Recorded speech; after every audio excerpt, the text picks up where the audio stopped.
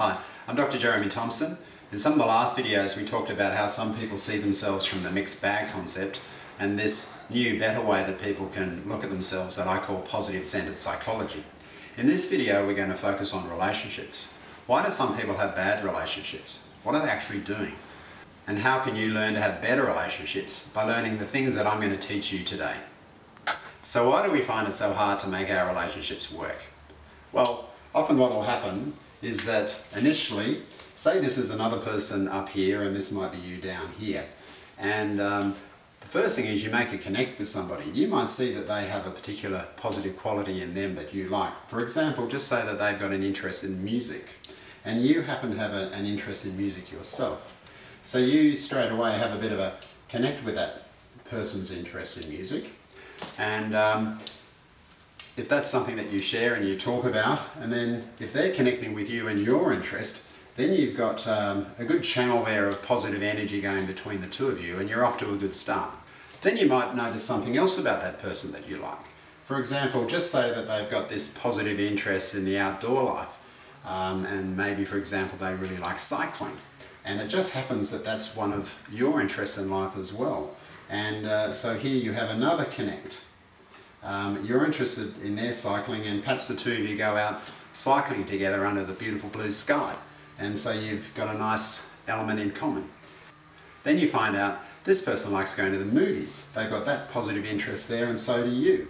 And so this connects with you and so things are looking pretty good. You've got three completely different areas of interest and you can already feel that you're developing a good friendship with this person. But now just say things have been going well, but now this person actually is not all perfect, of course. They're actually a little bit overcritical and they like to give advice. And that happens to be one of their negatives. And it turns out that one of your negatives is that you're a little bit oversensitive to criticism. Perhaps you had overly critical parents when you were a kid or something, so you got that negative. Now, unfortunately, these two don't go too well together, and now you've got a negative thing happening there. So the lifts that you were getting from the positives are now come down a little notch there.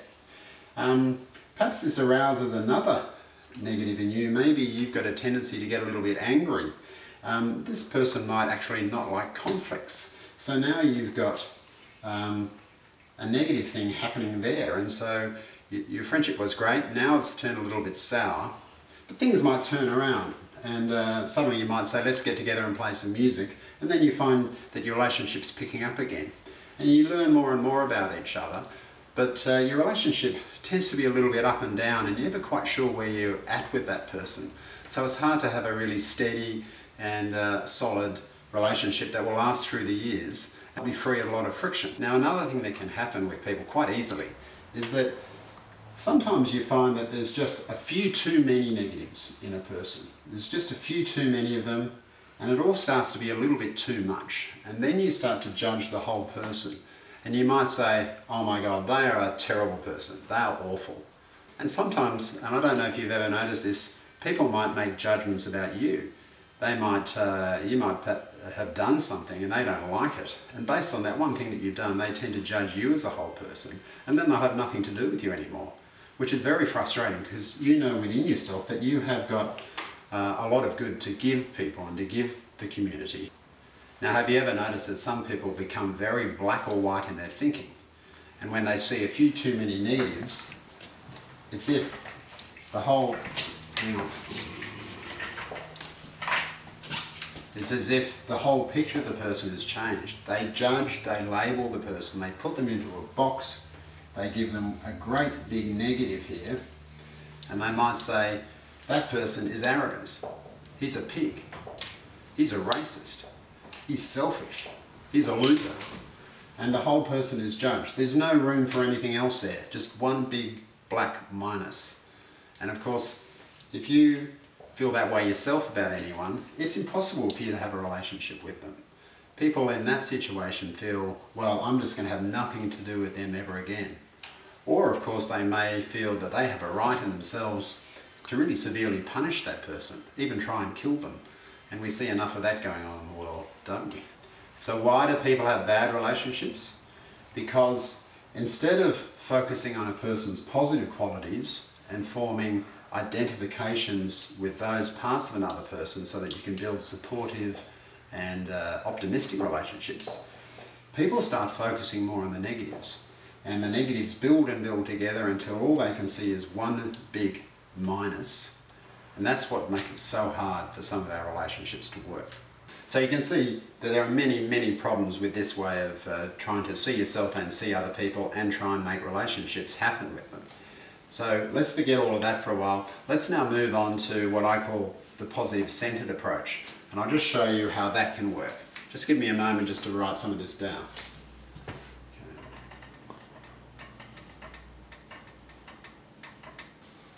Okay, so let me just show you what this means. Now, we talked about this mixed bag concept where we tend to recognise that we have these positive talents and interests, such as the musical abilities and the interest in the outdoors and all the things that we like in life and that we're interested in and so on, but unfortunately mixed up with some of our sensitivities, our self-doubts, some of our negative behaviours that we've picked up in our life. Now, from the positive centred approach, the positive talents, it's best to see those that these are really part of a core part of who we are. They're actually born into our system. They're something that's in our inherent genetic makeup. As a small child and as we grow into life, we discover these things that we enjoy in life and things that we're actually talented at, things that we happen to be naturally good at. These are the positive attributes that make up the basis of who we are as a person.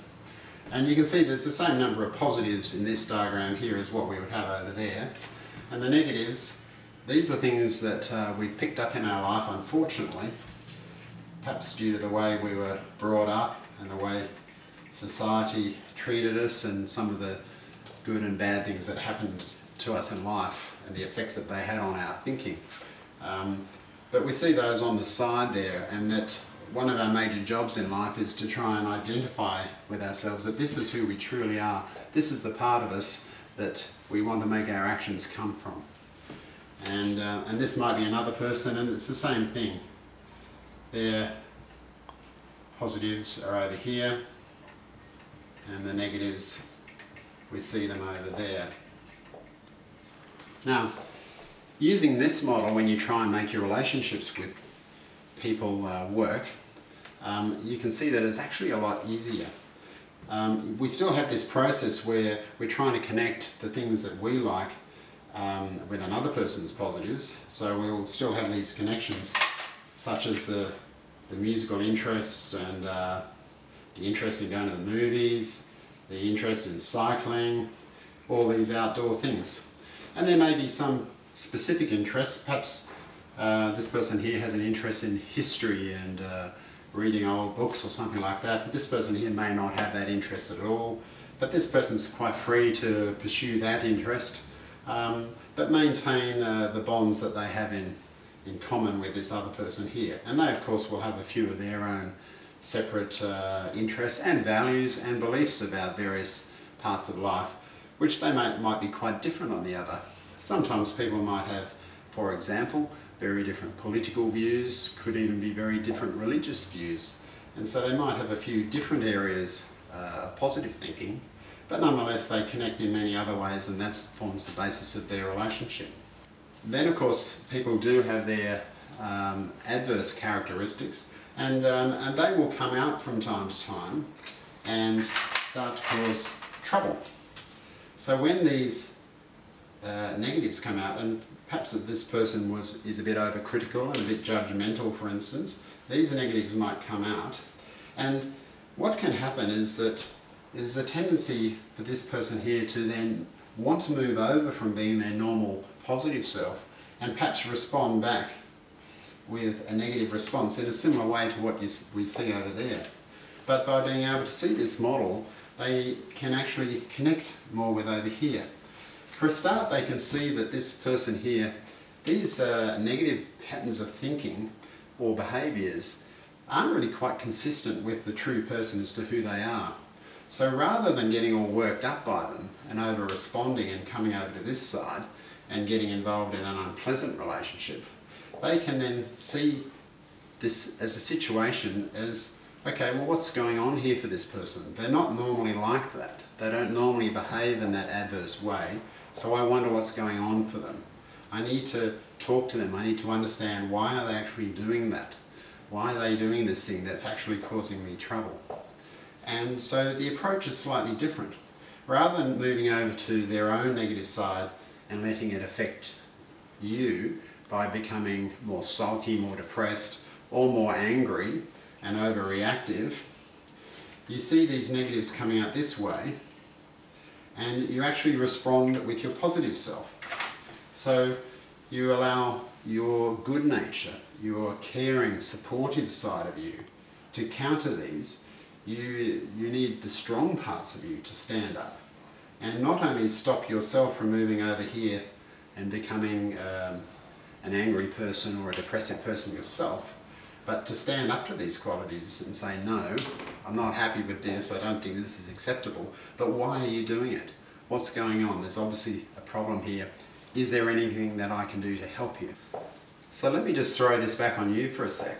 Have you ever been talking with somebody, then suddenly they dish out something that is quite clearly a negative, cutting, belittling, perhaps quite horrible comment? They say something really quite mean, quite nasty to you, and you sense this negative coming out at you.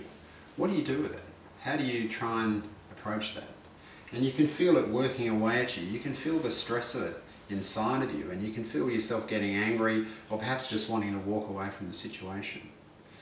Can you see that by using this approach here, you have a model that rather than engaging and going down that path, you can rise above it and keep a positive flow and connection going with this person and inquiring with them as to what is it that's happening for them? What is it that's making them say that? Is there something that's an issue now? Is there something that they would like to discuss? And then hopefully you can move into a more constructive way of looking at it. So how does this system work in the real life example of when two people fall in love? Because when two people fall in love, there's a fascinating chemical kind of state that happens in your brain. And I'm sure it's an evolutionary drive that's designed to get two people really close together so that they form a rock solid bond. And they fall in love, they have sex, they will have offspring, and the bonds of this love will keep them together long enough to raise that child in a state of security until the small child can get up to a level where they can almost hopefully look after themselves. So when two people fall in love, the love chemicals in your brain, they enhance the positives that you see in another person. So their pluses start to look really, really big and strong, and they seem absolutely wonderful. And yet you get blinded to their negatives at the same time. So it's quite incredible. So you see this person and suddenly everything about them seems perfect. And if they fall in love with you, it's the same thing. They think that you're fantastic. And there's probably no greater state of euphoria than when two people fall in love and you have this incredible bond that's going together and everything's connecting, everything feels fantastic. And each of you are blinded to the negatives so that you have this wonderful thing going on. Funnily enough, your friends don't quite see it that way. So if you're the male, your male friends will look at this girl and say, yeah, but hang on a tick, she's not that good. Do you know that she cheated on her last 3 boyfriends? And you, of course, will think, yes, but she would never do that to me. That was all in the past, that was different. And of course, her girlfriends are looking at you and saying, oh, well, he's not that good, you know. Don't you know that he's a gambler and he's an alcoholic and he left his last wife with 2 small kids? And of course, the girl's thinking, yes, but he would never do that to me. He's completely changed. He's a wonderful person and we really get on well together. And this is what happens when people fall in love. So you have this fantastic thing going. Now, of course, what happens is after a while, and it might be 1 year, maybe 2 years, but after a particular length of time, and I think most married couples would agree to this, that the love chemicals start to wear off. Sometimes they wear off with one more quickly than the other, but when they do wear off, then you do start to see these negatives in the other person. And these do start to cause problems, as we discussed before. And if they're not dealt with, they can build up resentment. So one partner might build up a seething inner anger towards these problems, or they just start to have conflicts, so there's fighting that's going on. and their once perfect partner now has blemishes. And this of course can go on, and most of the time with married couples, they're very busy with work and kids and trying to pay their mortgage, so there's a lot going on. It's very hard to deal with all the issues and sort things out. But from my experiences with married couples in all my years working as a doctor, is that it's absolutely vital that people have a good way that they look at themselves and a positive way that they look at their partner. And not only that, they need to have really good techniques of communication for all the millions of issues that come up that are in between them. All the issues to do with kids and money, schools, where to go on holidays, you know, all the million and one things that need doing. If two people do not have the good communication techniques there, then this creates friction and creates stress. You can imagine two people seeing each other from the mixed bag concept, and they have all these issues and problems. Not only that, they've got these issues as far as the behaviours in their partner, and they have this mixed up, fiery method of dealing with things which creates this awful stress that ends up busting them apart. From the positive centred model, we have a better approach though if the two parties can maintain this positive connection amongst the two of them. Now, things can still go wrong, of course. What happens using this model when things go wrong? Well, sometimes, whereas there was this wonderful positive channel of communication going and each person was feeling fantastic about the other person, sometimes it can go down this other track. And you may have come across some married couples that you know who were once beautifully in love, and it was fantastic to see. And now they're fighting like cat and dog.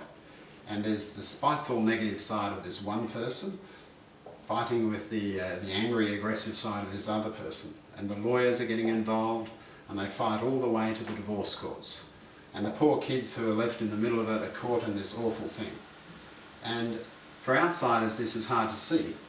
You know that they're actually, each of these two people has got a good core to them, but now the love chemicals have almost been reversed in their brain, so that now it's the minuses that get expanded, and all they can see is a horrible monster in their partner. They've got no idea why they married them in the first place. And so this is a very unfortunate thing that happens. Years later, of course, all this hormonal stuff can settle down and they can get a bit of realism back in there, that their partner does have good qualities, but there are some attributes of them that they find fairly difficult to get on with. So what can we learn from this model that can help us with our relationships?